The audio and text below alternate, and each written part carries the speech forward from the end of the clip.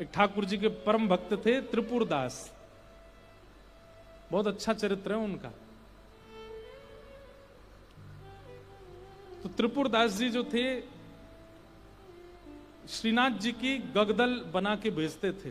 गगदल जानते हैं? कंबल, सर्दियों में जो ठाकुर जी धारण करते हैं। किसी ने श्रीनाथ जी के दर्शन किए हो, शीतकाल में दर्शन करना, ठाकुर जी का मुखमंडल दिखाई देता, बाकी सब ऐसे पूरे ढके रहते हैं, उसको गगदल बोलते हैं। तो त्रिपुरदास जी जो थे ये बहुत बड़े मंत्री थे, इनके पास मंत्री पद पर थे तो खूब धन आता था। तो ये बढ़िया सोने की जड़ाऊ, चांदी की जड़ाऊ, बढ़िया गगदल भेजते थे ठाकुर जी को।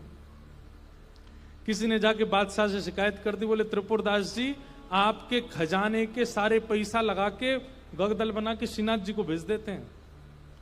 तो बादशाह ने इनको अपनी मंत्री पद से हटा दिया, और जैसे ये मंत्री पद से हटे कंगाली आ गई, गरीब हो गए। अब इनके पास इतना भी धन नहीं था कि गगदल खरीद के भेज सकें। तो एक लिखने वाली कलम थी इनके पास, वो कलम बेच दी जाकर के, तो उससे 1 रुपया मिला। 1 रुपया से इन्होंने जो वस्त्र खरीदा, बिल्कुल 3rd क्लास वस्त्र खरीदा, 1 रुपए का आया। मन में बड़े दुखी थे, बोले ठाकुर जी मैंने कभी ऐसा वस्त्र आपको भेजा नहीं, लेकिन क्या बताऊं, और कोई मेरे पास चारा नहीं। वो वस्त्र खरीद करके और उस पर प्रेम से हृदय से लगा के उस पर बढ़िया सुंदर कुछ रंग रोगन किया, जो जो उन पर उपस्थित था। थोड़े थोड़े इत्र बचे थे, इत्र लगा दिया और किसी के हाथ मंदिर भिजवा दिए। पहले तो हमेशा खुद जाते थे जब मंत्री थे, लेकिन अब मन में सोचे कि कहीं मैं ऐसी अवस्था में मंदिर गया, गुसाई जी ने अगर मुझे इस अवस्था में देखा तो वे कहीं मुझ पर कृपा करने के लिए धनराशि ना दे दें, इसलिए खुद नहीं गए, किसी के हाथों भिजवा दिया। गगदल नहीं बना पाए थे, चद्दर बनी थी, बस भिजवा दी। और कोई बात नहीं, ठाकुर जी समझेंगे मेरी परिस्थिति। शीतकाल का समय आया, यहां पर वो चद्दर जैसे ही पहुंची तो भंडारियों ने सोचा ये तो बिल्कुल सामान्य स्थिति की है, ये ठाकुर जी की सेवा में क्यों जावे, ऐसे ही रख दो इसको कहीं किनारे, किनारे में कहीं रख दी। शीतकाल प्रारंभ हुआ, जैसे ही ठाकुर जी को गगदल पहनाई, रात्रि में शयन करा करके गुसाई जी चले गए। रात भर गुसाई जी ठिठरते रहे, मुंह कांपते रहे, हाथ पर कांपते रहे। सुबह मंगला में जैसे ही दर्शन करने गए तो भीतर जाके जैसे ही ठाकुर जी को उठाया, ठाकुर जी के दांतों की आवाज आ रही थी, cut cut cut cut cut cut जोर से, और ठाकुर जी ठिठर रहे हैं जोर से। गुसाई जी बोले 5-5 गगदल पहना रखी हैं फिर भी ठिठर रहे हैं, अंगीठी जला के लाओ। अंगीठी जला करके ठाकुर जी के आगे हाथ सेक सेक के, कभी हाथ पे लगा मैं, कभी गालों पे लगा मैं, कभी गले पे लगा मैं। ठाकुर जी बोले जाड़ो लग रहा हो, बहुत जोड़ते जाड़ो लग रहा हो मुझे। गुसाई जी बोले जय जय। अंगीठी जला दी, 5-5 गगदल उड़ा दी, और गगदल लेके आओ।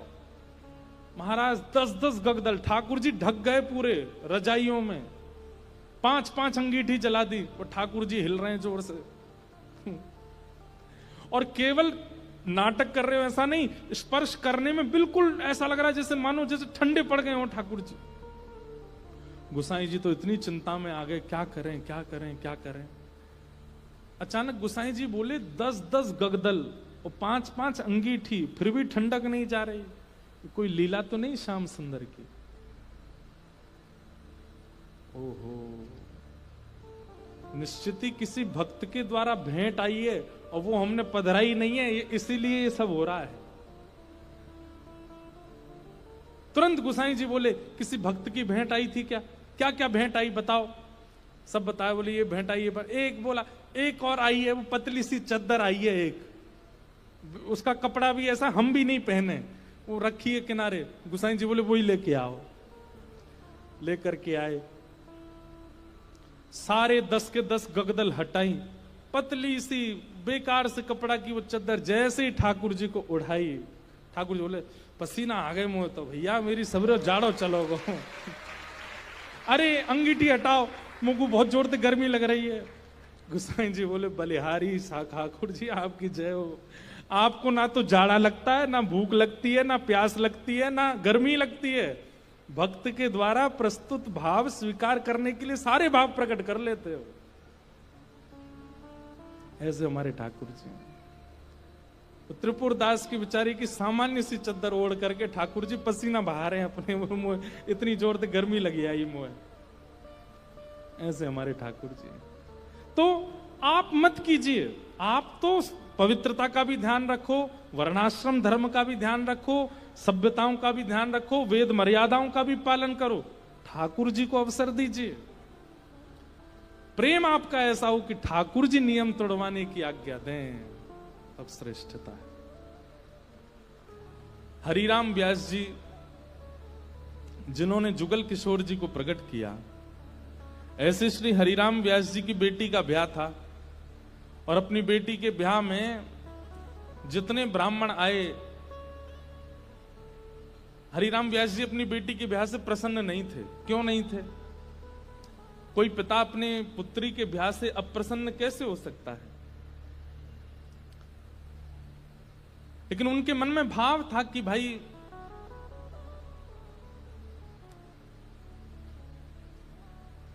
वृंदावन से बाहर क्यों जा रही हो? अपनी बेटी से कह रहे थे कि भाग्य होता है तब वृंदावन प्राप्त होता है, और तुम ब्याह करके अपने पति के साथ विदा होकर के वृंदावन से बाहर जा रही हो, ये मुझे अप्रिय लग रहा है। बेटी ने कहा, पिताजी ये तो स्वभाव है कि बेटी को बाहर जाना ही पड़ता है, और बाहर कहां, जहां पति का घर है वहां जाना पड़ेगा। तो हरिराम व्यास जी बोले, तुम्हारे पास दो उपाय हैं। बोले क्या? या तो पति से कहो कि वृंदावन में घर बना ले, या फिर उसी से ब्याह करो जो वृंदावन में रहता हो। पुत्री बोली, पिताजी अब सब बातें हो चुकी हैं और हमें भी जिससे ब्याह हो रहा है वो हमको बड़ा प्रिय है, अब हो जाने दो ब्याह, ठीक है आते रहेंगे वृंदावन। तो इस बात से इतने नाराज हो गए हरिराम व्यास जी कि तुमको व्यक्ति विशेष प्रिय है। अरे हरिराम व्यास जी तो ये तक बोल गए थे कि भाई लंगड़ा हो, वृंदावन का हो तो उससे ब्याह कर लो, कोई गुण ना हो लेकिन वृंदावन का है तो ब्याह करो, क्योंकि वृंदावन रहने को मिलेगा। लेकिन तुम और गुणों को देख करके वृंदावन छोड़ करके जा रही हो, ये तुम्हारा सबसे बड़ा दुर्भाग्य है। तो अपनी बेटी के ब्याह से प्रसन्न नहीं थे, तो हरिराम व्यास जी की पत्नी और बाकी बच्चे बोले, पिताजी को रहने दो नाराज, हम तो ब्याह करेंगे आनंद से। और हरिराम व्यास जी के शिष्य थे ओरछा के राजा मधुकर शाह, उन्होंने पूरी शादी की व्यवस्था की, लेकिन हरिराम व्यास जी की भौएं चढ़ी नहीं। और ज्यादा दुखी तो वे तब हो गए कि उन्होंने एक शर्त रखी, चलो ठीक है ब्याह कर रहे हो तुम, अपनी मर्जी से कर रहे हो, सब ठीक है, लेकिन पहली पंगत वैष्णव जनों को, संत जनों को, रसिक जनों को करानी पड़ेगी। लेकिन जब ब्याह का प्रसंग आता है ना, तो घर के लोग इन सब चीजों पर विश्वास करते नहीं है। घर के सब सदस्य बोले, पहली पंगत तो बारात की होगी।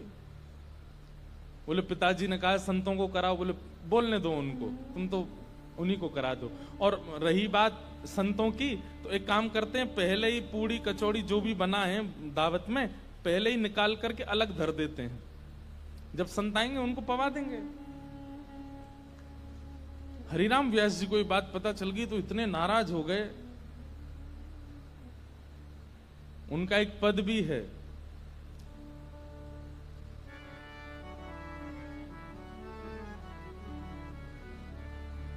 संतन सो अधिक समधि प्यारे।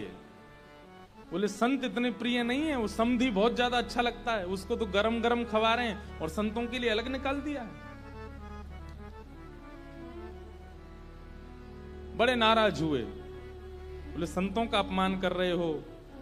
बेटी बोली, पिताजी मेरा ब्याह है, आप बिल्कुल खुश नहीं हो। बोले मुझे खुशी करानी है तो वृंदावन से बाहर मत जाओ। ब्राह्मण लोग आए जो ब्याह पढ़ा रहे थे, तो हरिराम व्यास जी बड़े विद्वान थे, तो ब्राह्मण आकर के बैठे, सबने बैठ करके हरिराम व्यास जी से वार्ता की। तो ब्राह्मण सब बोले, व्यास जी कोई अच्छी बात सुनाओ। तो हरिराम व्यास जी पद गाने लगे, वे मरे जिन मेरे घर ब्याह पड़वायो। सारे ब्राह्मण बोले ऐसा मत कहो। भगवान बोले कि तुम भाग जाओ यहां से, या तो पुत्री को कहो कि वो वृंदावन छोड़ करके नहीं जाए, और यदि वो जाने का मन बना चुकी है तो वो सब मर जाएंगे जिन्होंने ब्याह पढ़ाया। ब्राह्मण तो घबरा गए। फिर अंत में मधुकर शाह जो राजा थे ओरछा के, उन्होंने हरिराम व्यास जी को प्रणाम किया। बोले मैं जिम्मेवारी लेता हूं, आपके दामाद और बेटी बाहर नहीं जाएंगे, मैं यहीं घर बनवा दूंगा, वो यहीं रहेंगे। तब हरिराम व्यास जी प्रसन्न हुए। मतलब हम संसारी लोग हैं, हमारे लिए कई बार रिश्ते नातेदार ज्यादा हो जाते हैं, ठाकुर जी से ज्यादा हो जाते हैं। हमारे लिए कई बार दिखावा ज्यादा हो जाता है, कई बार सब प्रदर्शन में हम लोग ज्यादा चले जाते हैं, हमारे लिए भक्ति भाव कहीं पीछे छूट जाता है। पर वृंदावन को भजने वाले के लिए ठाकुर जी प्रधान है और कुछ प्रधान नहीं है। इसलिए वहां धर्म प्रधान नहीं है, प्रेम प्रधान है। एक भगवान के परम भक्त थे, नारायण दास उनका नाम था। बहुत ध्यान से सुनना। नारायण दास जी को भी वृंदावन से बहुत प्रेम था, और वृंदावन का प्रेम उन पर ऐसा चढ़ा कि वो गोपी भाव में रहने लगे। और कैसा गोपी भाव? श्रृंगार कर लेते, बिंदी लगा लेते, मांग में सिंदूर भर लेते, बड़े बड़े केश कर लिए थे, पैरों में नूपुर पहनते, हाथों में चूड़ियां पहनते और लहंगा पहन करके और बढ़िया सुंदर श्रृंगार करके किसी के सामने नहीं जाते थे। अपने गोपाल जी उनको तैयार करके, उनका श्रृंगार करके उनका भोग लगा के उनके सामने नाचते थे, अपने ठाकुर जी के आगे। और किसी को नहीं दिखाते थे, बस अपने ठाकुर जी को दर्शन कराते थे। नाचते थे, गाते थे, रिझाते थे, और फिर नाचते नाचते फिर प्रसादी सिद्ध करते, प्रसादी सिद्ध करके फिर राजभोग करा देते, व्यारू करा देते, कलेऊ करा देते, ठाकुर जी के अष्टाम लीला करते, अष्टयाम भोग धराते। लेकिन नृत्य और गायन ये दो सेवा नहीं छोड़ते थे।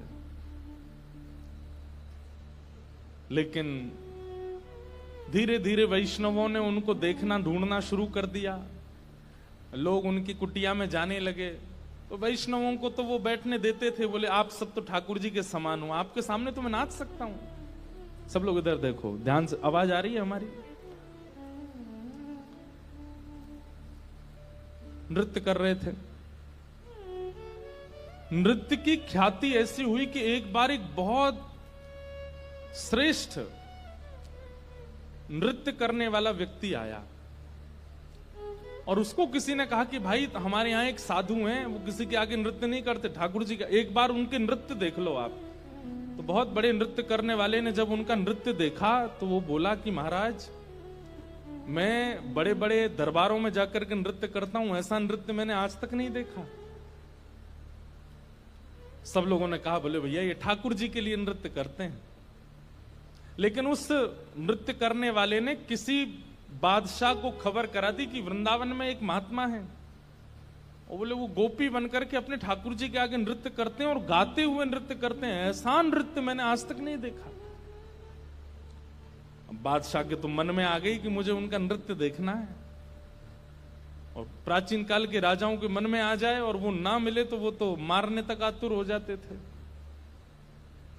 उन्होंने अपने सैनिकों को भेज करके कहा कि आपको नृत्य करने के लिए बादशाह ने बुलाया है, या तो चलिए, और अगर आप इनकार करोगे तो आपकी कुटिया जला देंगे, आपके ठाकुर जी छीन लेंगे, और फिर कभी नृत्य करने लायक बचोगे नहीं।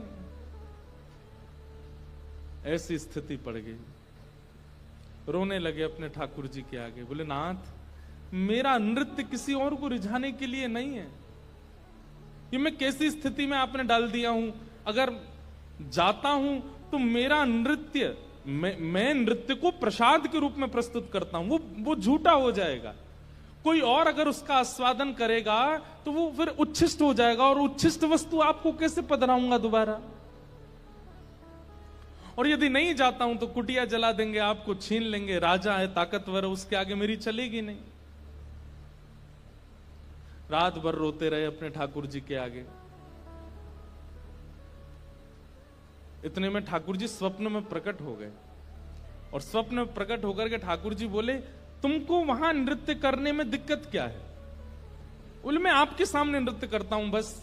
तो बोले, हमको ले चलो, हमें वहां बैठा देना, हमें देखते देखते नाच लेना, राजा को भूल जाना। तब वो कहते हैं, बोले कि महाराज वो स्थान आपके लायक नहीं है, वो राजा है, वो मांस भी खाता है, मदिरा भी पीता है, ना जाने कैसे कैसे उसके आचरण है, उसका स्थान कैसा है, वहां पर नृत्यांगनाएं आती हैं, ना जाने कैसे कैसे वहां पर व्यवहार होते हैं, वहां मैं अपने ठाकुर जी को लेके नहीं जाऊंगा। ये वैष्णव का स्वरूप होता है, वो अपने ठाकुर जी के आगे प्रदर्शन को आगे नहीं करता, वो अपने ठाकुर जी की सेवा के आगे एक बार को बड़े से बड़े उत्सवों का त्याग कर देगा, बड़े से बड़े उपाधियों का त्याग कर देगा, लेकिन अपने ठाकुर जी को ऐसे ही कहीं बेक नहीं देता है। बोले, ये तो नहीं चलेगा, आपको लेके तो नहीं जाऊंगा मैं। तब भगवान बोले, तो फिर नहीं जाओगे तो ये लोग तुम्हारे कुटिया उजाड़ देंगे। तो फिर वो बोला, आप इतना भी नहीं कर सकते तो फिर काय बात के भगवान, आज तक मैंने आपसे कुछ नहीं मांगा, लेकिन इसका समाधान बताओ मैं कैसे करूं। तब भगवान बोले, देखो तुमने अपनी गली में तुलसी की माला पहनी है और ये तुलसी मेरा ही स्वरूप है, तो तुम मुझे तो नहीं ले जाओगे, लेकिन ये तुलसी माला तो पहन के जाओगे। इनको तुम एक सिंहासन पर पधरा देना और इनको मेरा ही रूप मान करके, मुझे अनुभव करके, मेरा आभास करके तुम वहां नृत्य कर देना। नृत्य भी हो जाएगा, मेरे सन्मुख भी हो जाएगा और तुम्हारा बात भी बनी रहेगी। नारायण दास जी बोले, भगवान पक्का ना ये तुलसी आपका ही? बोले, पक्का 110% मेरा ही स्वरूप है, जाओ। नारायण दास जी गए और राजा के यहां जाकर के बोले, महाराज मैंने गले में जो ये माला पहनी है बड़ी तुलसी की, इसके लिए मुझे एक आसन दे दो, मैं इनको पधरा करके फिर नाचूंगा, नहीं तो ये तो विक्षेप डालेंगे। पधरा करके आसन पर और जैसे ही नृत्य करने लगे, उनके मन में कदापि ये भाव नहीं आया कि ये तुलसी हैं, ये केवल माला है, यही सोचने लगे श्याम सुंदर हैं। श्याम सुंदर विचार करके जब घूमने लगे नृत्य करते करते, तो हर घूमने के बाद एक बार देखते, और जब द्रुत गति से घूमने लगे, चक्र लेने लगे, लेते लेते लेते उनको वहां तुलसी नहीं, साक्षात सचल त्रिभंग लली श्याम सुंदर दिखने लगे। आज तक अपनी कुटिया में नृत्य किया था तो कभी ठाकुर जी ऐसे प्रत्यक्ष प्रकट नहीं हुए, लेकिन आज उस दरबार में ठाकुर जी प्रत्यक्ष प्रकट हो गए। क्यों? उनकी भावना से रीझ करके ठाकुर जी प्रकट हो गए, और जैसे ही ठाकुर जी प्रकट हुए, वो चक्र लेते लेते लेते लेते लेते वहीं उन्होंने प्राण त्याग दिए और ठाकुर जी में विलीन हो गए। नारायण दास कहने का अभिप्राय क्या? वृंदावनियों को और वृंदावन भजने वालों को कई बार व्यवहार प्रधान नहीं होता, उनके लिए धर्म प्रधान नहीं है, उनके लिए अर्थ प्रधान नहीं है, उनके लिए काम प्रधान नहीं है, उनके लिए मोक्ष भी प्रधान नहीं है, उनके लिए केवल प्रेम प्रधान है। हमारे आप लोग जाएंगे तो आप क्या कहेंगे, कहां जा रहे हो? बोले, बरसाने जा रहे हैं, राधा रानी का दर्शन करने। लेकिन अगर कोर ब्रजवासी से पूछोगे कहां जा रहे हो, बोले बरसानो जा रहे हैं लाडली जी को दर्शन करवे। क्या बोलेंगे? लाडली जी।